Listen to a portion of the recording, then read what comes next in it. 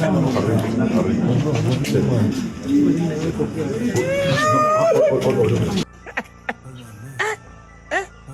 lord, I wonder.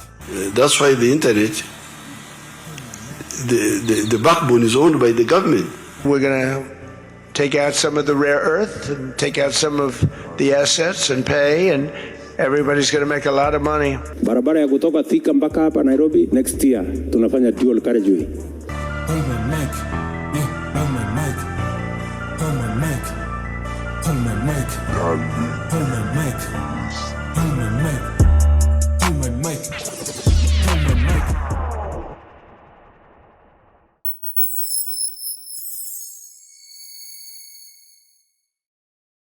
Good evening, folks, and welcome back to Kenya's weekly circus. The clowns are ready, the acrobats are warmed up, and somewhere backstage, a politician is making a statement that should have stayed in his head. Tonight's show is sponsored by Shock and Disbelief Foundation, and my job here is to ask the hard questions. You know, questions like, ama sisi ndio wenda wazimu? From leaders who talk too much to promises that defy science. Kenya continues to deliver premium entertainment free of charge. My name is Willis Raburu, and this is Hold My Mic. Drop the beat! This week, President William Ruto stepped forward with what he called a major infrastructure announcement, a bold vision, a transformative project. Apparently, the president wants to, wait for it, dual the Thika super highway. I swear I'm not making this up. Ruto wants to turn Kenya into a first world economy. And one of the ways he wants to do that is by dualing the Thika superhighway. Perhaps you don't believe me. Maybe you think I'm exaggerating. So in the spirit of fairness, let's hear it from the man himself. Barabara ya kutoka Thika mpaka hapa Nairobi next year tunafanya dual carriageway. Now, I know some of you are wondering why I'm making noise about this noble initiative, and truthfully, deep down, I don't have a problem with it. Kenya does deserve some good roads, we deserve development, we deserve progress. But there's just one small, tiny, insignificant issue. Thika Road was dualed over 10 years ago at the cost of 31 billion shillings. What does dualing something that was already dualed even look like? Are we getting Thika Road Premium Plus? Thika Road Extended Universe? At this pace, don't be shocked if next week the president announces a groundbreaking plan to introduce a new modern invention called electricity. Or that he wants to build Uhuru Park or discover tea in Kericho. Mr. President, if you're going to start redoing things that already exist, here's a good place to start. Can we begin with salaries or the cost of living or the historic stadiums that you promised to build within 6 months, about 10 years ago? In 3 months' time, the stadium in Moyale will be complete. In 6 months' time, the stadium in Kamarin in West Pokot, which is historic, will be complete. In a couple of months, the stadium in Eldoret will be complete. In Nyeri, the president gave the title. There was a challenge of title. Now we have a title, and now the program has been rolled out. In Kiambu, in another 3-4 months, the stadium will be complete. Barabara ya kutoka Thika mpaka hapa Nairobi next year tunafanya dual carriageway. Now, let's stick with the president for a little longer because he has unleashed a brand new gem of wisdom for the Kenyan youth. And no, don't get excited. It's not how to land a job in this wild economy. It's not how to start a business without selling your kidney for capital. It's not even how to make money when your M-Pesa balance is as empty as Oscar Sudi's academic folder. No, no, no. The president's latest national priority for this and for the youth is this. Those of you who are above the age of 25, get married. Get married. Wacha kuzunguka hapa. Unatoka kwa klabu hii, unaingia klabu hii, unatoka kwa klabu hii, unaenda hiyo ingine. So apparently, if you're above 25 and not yet married, you're basically a national security threat. Forget unemployment, forget the collapsing shilling. Your lack of a spouse is the real crisis. The economy is wobbling. Schools have no funding. Roads have potholes the size of swimming pools. But what is keeping the president awake at night? That you, yes you, are still single and outside. But not to worry. Someone else always has your back. Nimesikia William Ruto akikemea vijana wetu na kuwatukana. Oh, these young people, they are cowards. They don't want to marry girls. Oh, they are fearing girls. Why can they marry? These boys cannot marry because they have nowhere to take the girls. How do our young people marry a girl and he has no salary, he has no job, he has no home to take the girl? I think our young people are very responsible for saying, I cannot take somebody's daughter to nowhere. How do you marry a young girl and you have no food to feed the young girl? So William Ruto, kama unataka hawa vijana wetu waoe, wapatie kazi. Tengeneza uchumi. Hii vijana wako tayari kuoa, lakini unataka waoe wasichana wapeleke wapi? I think our young people are very responsible. How do you take somebody's daughter and you have no salary? Huna hata cubicle ile 10 by 10 ya kumpeleka. Huna pesa ya kumnunulia nguo. Mkipata mtoto huna pesa. SHA is not working. Leader mama ilikufa. But wait, he did not just stop there. You know how Kenyans blame Ruto for everything nowadays? Rained on while heading to work? Ruto must go. Can't find your socks in the laundry basket? Ruto must go. The sun is shining too bright? Ruto must go. Well, according to Riggy, Ruto must also go because he is the reason why Kenyan youth are not getting married early enough. So William Ruto, stop abusing our young people and laughing at them. You are the reason why they are not marrying. Wewe ndio umezuia hivi vijana wetu kuoa. Umewanyanyasa, wengine umeua, wengine umesema wapigwe risasi kwa mguu. Sasa ukiwapiga risasi kwa mguu wataoa namna gani? Oh, yeah.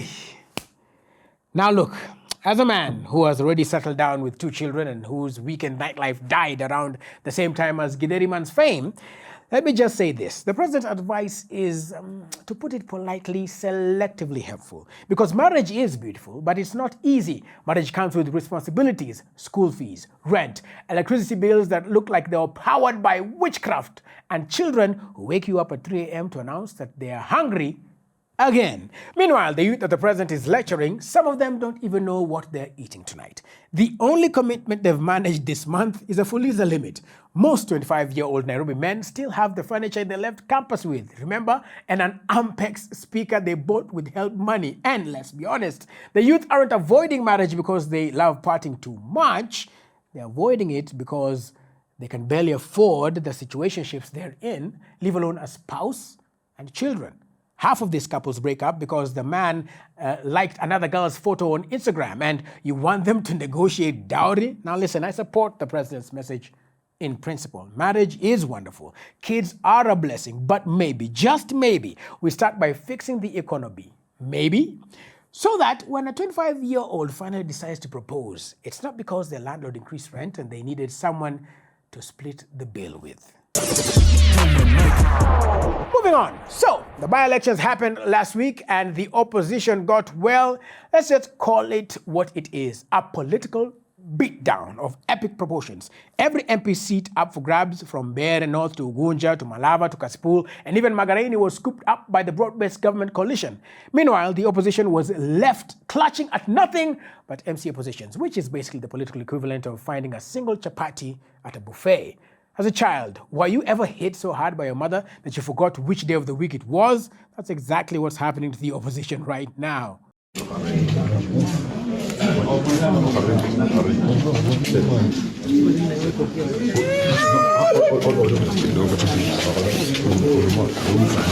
And the drama starts at the top. Kalonzo Musyoka and Riggy, who are basically the engines of the so-called United Opposition vehicle, seem not to agree on how to approach the politics of Nairobi. For starters, Gachagua claims that they agreed that his DCP party will scoop almost all positions in the city at the 2027 elections. Na sisi tumepangana vizuri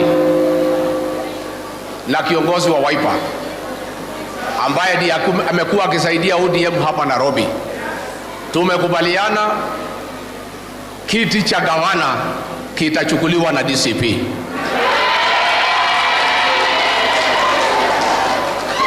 Kiti cha seneta kitachukuliwa na DCP. Kiti cha women rep kitachukuliwa na DCP. Now, Kalonzo, of course, has a different memory of events. Na wache hii propaganda kusema ati Wiper imeachia DCP vitu vyote Nairobi. You know, they have to try everything wagonganishe Kalonzo na Gachagua. I'm convinced that to survive as a politician, you must be at least 2% insane, because Kalonzo now says someone is trying to create a wedge between him and Riggy, even though those words literally came out of Riggy's own mouth. Somebody please remind the man from Sekuru that kikulacho kingoni mwako jameni. And if you thought that the confusion stopped there, 48 hours later, Gachagua comes out and backtracks on his own statement, suddenly blaming imaginary forces. I want to ask the media to be responsible and to stop open bias. On Sunday, I said that DCP is in talks with Wiper and other parties in the United Oppositions. And we have looked at the formula in Nairobi, regional composition, party loyalties, and past performances. And we have come to the conclusion that the United Opposition can take 16 out of 17 seats. We have looked at the history of the voting patterns in Nairobi, and we are convinced that the United Opposition, where DCP and Wiper are strong partners, can take 75 out of 85 wards. I have seen the Star today in a headline lying to people of Kenya that I say DCP will take the 75 seats. Shame on you. We literally watched him speak just the day before and heard it with our own ears. And today he swears the camera lied. If this isn't madness, I don't know what is. It almost feels like we're in class and the syllabus is How to Lose Elections 101. Because honestly, at this point, even figuring out Willis Raburu data battles Wishambio is less confusing than the opposition's strategy. Now, let's take a field trip, ladies and gentlemen, all the way to China, where betrayal has real consequences and is not just filed under ongoing investigations and then forgotten by the next morning. Meet King Hui and his wife, Lady Wang, the only power couple in history whose legacy is literally to kneel forever while people slap them, spit on them, and sometimes urinate on them. Yes, you heard me. These statues are the preferred punching bags of public outrage in China. People travel from miles away to kick them around as a show of hatred for what they did.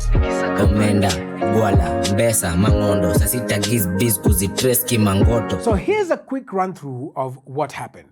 King Hui was a chancellor during the Southern Song dynasty. He, with a few crooked allies, framed a national hero, Yue Fei, using baseless charges of treason. Yue Fei was therefore executed, but centuries later he was cleared of the charges and then a tomb built in his honor. And afterwards, the statues of King Hui, his wife Lady Wang, and his accomplices were sculpted in front of this tomb, not to honor them, but to shame them. The statues of the traitors kneel with their hands tied to their backs and their heads bowed before the tomb of Yue Fei, the hero. And since the statues were installed, visitors have cursed them, spat on them, slapped them, kicked them, and even urinated on them. Rulers have changed, dynasties fell, but the hatred and the beatings have endured the test of time. Now this got me thinking, imagine if we did this right here in Kenya. Picture this, statues of our most notorious corrupt politicians, and you know exactly who I mean, kneeling, heads bowed, shame written all over their faces, no fancy watches, no red-bottom shoes, just pure unadulterated guilt captured in bronze. And then we invite the public to come and take a swing at them with anything, shoes, sticks, even bottles of konyagi if you like, or flying toilets. I can already see it, a very long, very orderly queue at Uhuru Park, people taking selfies while trashing the statues. And we can sell tickets for 50 shillings with the proceeds going to fix potholes and building historic stadiums in 6 months. We can even go a step further than China and have theme days like Fake Promises Flogging Friday for the leader who fulfilled nothing in their manifesto, or Billionaire Overnight Wednesdays for those who got into office with nothing but now own half of Nairobi. And you know the best part? No commission reports, no 60-day task forces, just raw justice and public therapy. I'm just saying, think about it. All right, folks, gather around. We are switching lanes from statues and whips to fiber optic cables and data bytes because it seems that our favorite neighborhood elder has a new master plan. According to Ugandan President Yoweri Museveni, the internet, yes, that thing you use to watch TikToks and send risky DMs, should not be owned by private people. No, no, no. Museveni says the internet is far too important for that, and so it must be owned by the government. It is the same story like the workspace, like the renting. Because when the internet is owned by business people, especially if they monopolize it, they are after money. They are after money. That's why the internet, the backbone is owned by the government. That's right. And if what Museveni is suggesting actually happens, then dear Ugandans, your internet will come with an official ID, a pension number, and maybe an oath of allegiance to the old man. Also, I want to skip the irony of a politician talking about somebody else being only after money and not people's interests. You see, Museveni argues that when private firms own the internet, they think of profit, not people. And this drives up costs for everyday folks who just want to stream football matches or send a viewings on WhatsApp.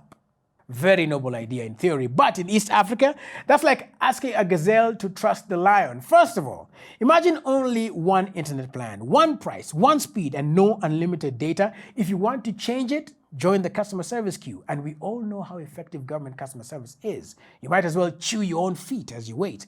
And then privacy? Oh, forget about that. With the government owning the lines, they'll know your search history, your chats, your memes. And if you think internet service providers share data now, wait until the government owns the switchboard. And most importantly, we all know how election periods go.